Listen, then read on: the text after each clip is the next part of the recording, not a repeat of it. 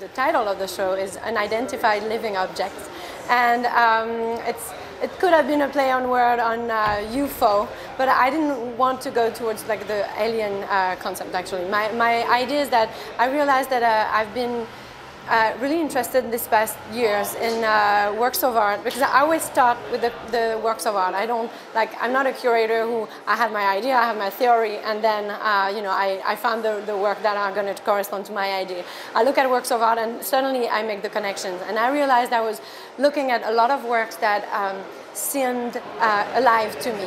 Like when I was taking the time to look at them and to let them come towards me and touch me and move me, I realized that I felt they were alive, they were autonomous, they were having a mind and a soul of their own and becoming very independent from their creator. And I decided this is actually the first part of a series of shows that would be called also Unidentified Living Objects.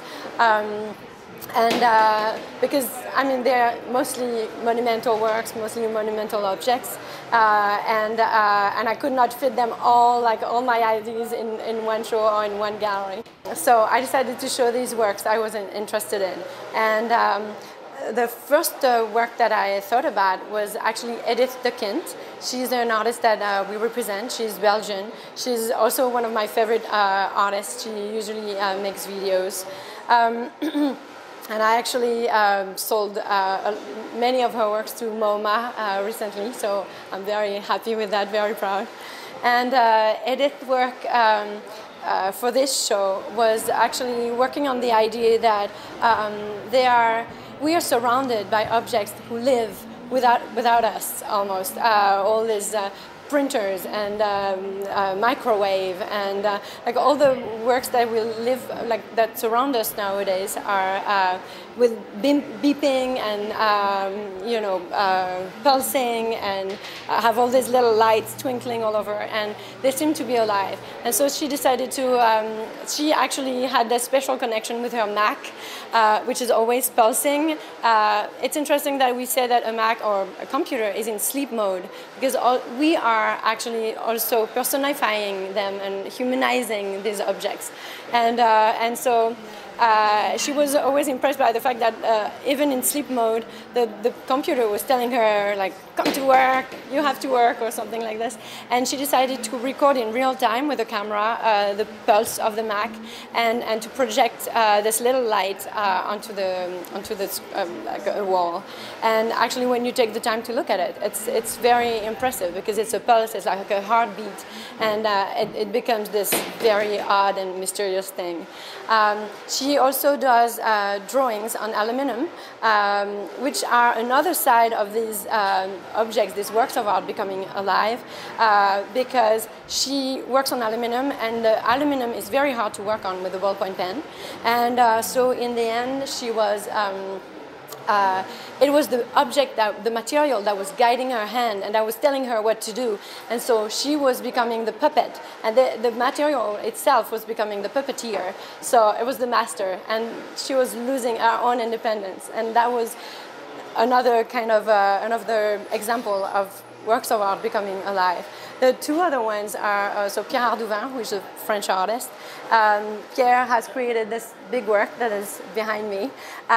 It's a huge inflatable structure made with PVC, and it actually breathes. And I really liked, I really wanted this work in the show, because it really is a good example for what I wanted to say. This work is very big and impressive, and it has an air pump inside, and so it's inflating and deflating with a sort of breathing. And breathing is like typical for the human or the animal realm.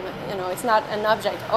And I like the fact that this is just PVC, this is just plastic and black and a sort of big balloon. But in the end, when you sit next to it and you hear it breathing, like, you're projecting your own anxieties or your own dream. I mean, someone was telling me, no, I feel it's very peaceful and quiet and it's sleeping. And I love that, because I think it's actually terrifying, and it's breathing in my neck. And I love the fact that this piece really, I don't know, drags out people's emotion with its breathing. And the other work is Guerre on Lepers. So he's a German artist, and I discovered his work when I was doing an art fair in Düsseldorf. I went to see his studio, and it was an amazing work. It's Alan Williams, the founder of Parker's Box, who actually introduced me to this guy. And for 3 years, I kept the work that is behind us also in my mind, and I was thinking one day I will show it in New York because it was so wonderful. And it's called Grenzgänger, so it means borderline walker. And so this is like a very strange motorized three-legged device, and I really like this piece because it actually it climbs from one crate to another. And to me, when I look at it, when I take the time to look at it, I feel like it's really alive. It's like have these 3 little legs, and it becomes a dancer that is twirling around, or an explorer, because it also has a light, as if the light was on its forehead, although it doesn't look like anything human. But then it goes from one crate to another, as if it was climbing obstacles or exploring the moon, and you can feel this. I mean, you almost can feel the strength and the will of this little thing that becomes its own, and seems to have a soul, and everybody is laughing, looking at it, and thinking it's really nice. And there were some French people earlier, and they were calling it she or he, and they were like, this is and that was really nice, because they were themselves, without realizing it, personalizing this thing and making it even more alive than it already is or already seems. And I like that. I mean, it's a very radical exhibition, very like strong works, monumental, but I think, yeah, when you give a chance to these works and you give them time, then they really end up touching you.